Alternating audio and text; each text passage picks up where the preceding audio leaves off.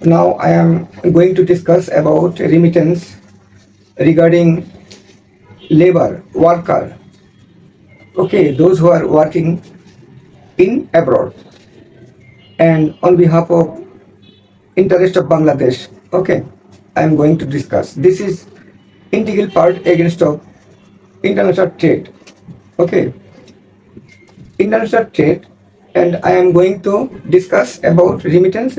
Today is second class, okay, today is second class. 1966 United kingdom তারা বাংলাদেশ থেকে labour চায়। তখন আমাদের দেশে অনেকেই বলছে না, সেটা লন্ডন, আমরা মুসলিম কান্ট্রি, আমরা যাব না।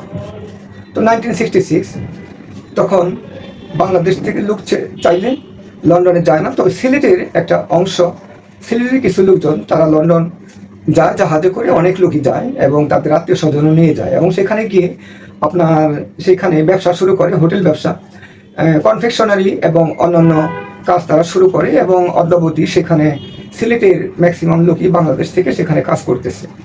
ওকে, 1974 এবং 1974-এর আগ থেকে মিডল ইস্টে তাদের তৈল উত্তোলন, construction, hospital and so many services, সেখানে ওয়ার্কার দরকার পড়ে। ওকে, তখন তারা ইন্ডিয়া এবং পাকিস্তানকে চুজ করে। ইন্ডিয়া পাকিস্তানের সব লোক না, ইন্ডিয়াতে কেরালা অ্যান্ড পাকিস্তান পাঞ্জাব, সেখান থেকে তারা লোক নিতে চায়। তো কেরালা এবং পাঞ্জাব থেকে লোক অলরেডি সেখানে চলে যায় এবং কাজ শুরু করে। 76-এর পরে এসে এবং 76 থেকেই বাংলাদেশের ওয়ার্কার মিডল ইস্টে যাওয়া শুরু করে। কনস্ট্রাকশন, তৈল উত্তোলন, হসপিটাল এবং বিভিন্ন মাঠে ঘাটে কাজ করার জন্য বাংলাদেশ থেকেও লোকজন যায়। কিন্তু বাংলাদেশ থেকে একবার তারা চিন্তা করে আমাদের স্যালারিটা কী পরিমাণ স্যালারি ড্র করতেছি আমরা, অন্যান্য দেশের লোকজন কাজ করতেছে, তো দেখি তখন দেখা যায় বাংলাদেশে অ্যাভারেজে পার বডি $210, $210, ওকে, আলটিমেটলি অনেক কম। তো বাংলাদেশ চিন্তা করলো আমাদের এত কম স্যালারি, আচ্ছা আমাদের নেইবারার কান্ট্রি তারা দেখি তো কত, তখন পাকিস্তানে গিয়ে দেখে পাকিস্তানের স্ট্যাটিস্টিক্সে 275 average per people, India 450। Then Bangladesh try to thinking why India is more and more, তার পার বডি ইনকাম কীভাবে সেটা। তখন দেখে ইন্ডিয়ান কেরালারা অনেক দক্ষ আমাদের চেয়ে কাজ করতেছে ইন্ডিয়াতে, এবং সেখানে একটাই কারণ, তারা সেখানে ভাষাগতভাবে এগিয়ে আসে এবং তাদের লোকদের প্রতি তাদের লোকের একটা টান আছে, সবাই সব ক্ষেত্রেই হেল্প করে এবং সেখানে ইন্ডিয়ান লোকদের ইনকামটা আলটিমেটলি বেড়ে যায়। ওকে, 76-এর অনেক পরে দেখা গেল ফিলিপাইন থেকে লোক যাওয়া শুরু করছে।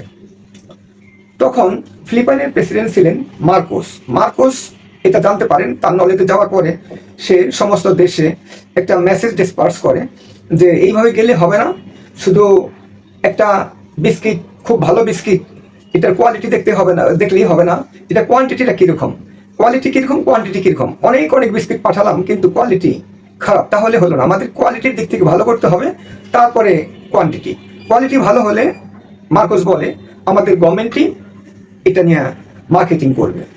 তখন সে বলে ওই দেশে যারা গেছে আগে ইনভেস্টিগেট করা হোক, তারা কীভাবে কী কাজ করতেছে, কী চায় তারা। তখন বাংলাদেশ দেখলেন তাদের অ্যাভারেজ পার পিপুল ইনকাম $550-এরও বেশি। যখন $550-এরও বেশি, তখন বাংলাদেশ চিন্তা করলো দেখা যাক তারা কিসে এগিয়ে আসে।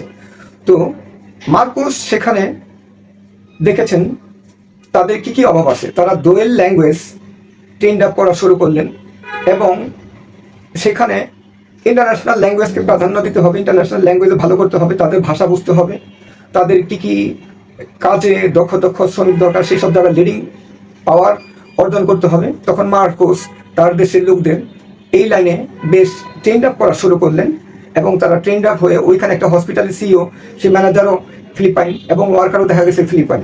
ইন্ডিয়ান একটা সিইও আছে, সেখানে ম্যানেজার বাংলাদেশি, আবার ক্লিনার ফিলিপাইন আছে, আবার ফিলিপাইনের সিইও, ম্যানেজার এবং ক্লিনার পর্যন্ত তারা আছে।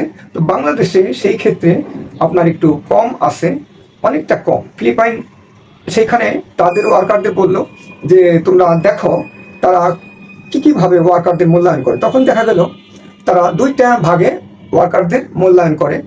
এক নাম্বার যারা ফার্স্ট সিরিয়াল আছে তাদেরকে আপনার হোয়াইট মার্ক করা হয়েছে, যারা একটু খারাপ তাদেরকে ব্লু মার্ক করা হয়েছে। হোয়াইট মার্ক আই মিন ভালো, ব্লু মার্ক আই মিন খারাপ।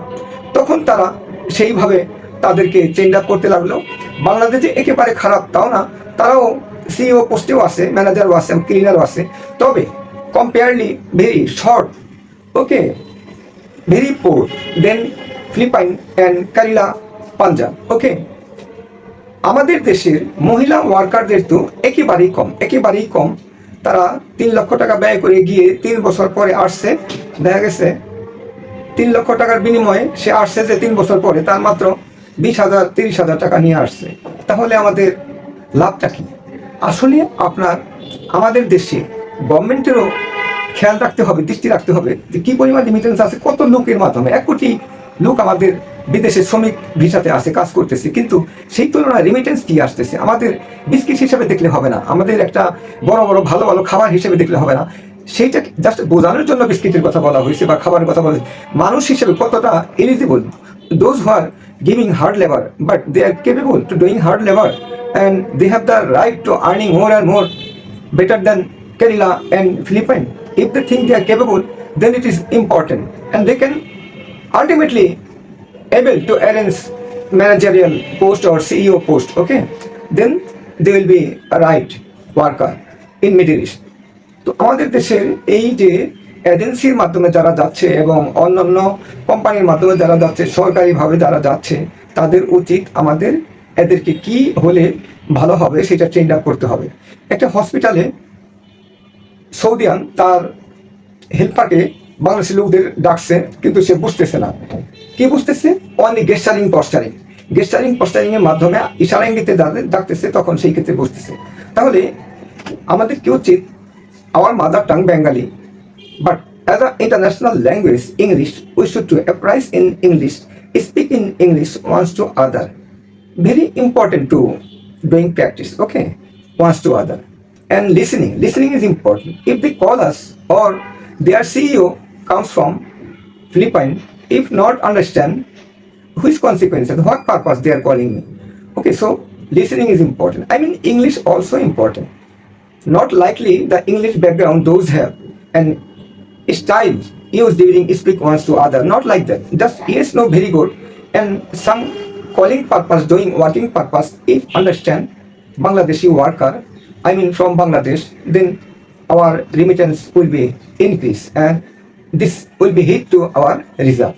এমনি ভাবে আমাদের যে এক্সপোর্ট আছে, ইম্পোর্ট আছে, সেইটারও দেখেন 6,000 থেকে 8,000 10,000 দিয়ে আমাদের দেশ থেকে যেভাবে লেবারদের কাজ করানো হচ্ছে, ল্যাকিংটা কোথায়? কেন? এটা তো আপনার অস্ট্রেলিয়া থেকে পারবে না, লন্ডন থেকে পারবে না, ওকে, ইউরোপের অন্যান্য কান্ট্রি থেকে পারবে না, আমাদের এখান থেকে পাবে Bangladesh, India, Pakistan and some other or country like Bangladesh, সেখান থেকে পারবে। তাহলে আমাদের এই রিমিটেন্সকে ইনক্রিজ করার জন্য আমাদের যেসব জায়গায় হিট করতে হবে সেই দিকে যদি আমাদের নজর থাকে, আমরা যদি সেই দিকে প্রিপেয়ার্ড হই এবং নিজেদেরকে নিজেরাই ট্রেন্ড আপ করি এবং গভর্নমেন্টের হেল্প নেই, তাহলে আমাদের রিজার্ভ ভালো হবে, রিমিটেন্স আসতে থাকবে। ওকে, তারা তাদের দেশে রিমিটেন্স পাঠাচ্ছে, যেসব ওয়ার্কার ফিলিপাইনের ওইখান থেকে পাঠাচ্ছে বিকাশ KF অ্যাপস ডাউনলোড করে without cost and receive the people from Philippines without cost. Okay, because and by the courtesy of their banks, not any other banks. এটাও একটা দেখার ব্যাপার আছে। সুতরাং আমাদের দেশের রিমিটেন্স এবং রিজার্ভ এবং গার্মেন্ট সেক্টর, এক্সপোর্ট ইম্পোর্ট সব দিকেই এর ছায়া পড়ে আছে। এটার দিকে খেয়াল করলে আমি মনে করি অনেক ভালো হবে। তো আমাকে অনেকেই বলেছে ওই বড় বড় লেকচারটা 30 মিনিট 40 মিনিট না বললে পুরোপুরি পরিষ্কার হয় না। তো আমি আশা করি সেখান থেকে অন্তত মোটামুটি কিছুটা বোঝাতে পেরেছি। তো আপনারা ভালো থাকবেন, ধন্যবাদ।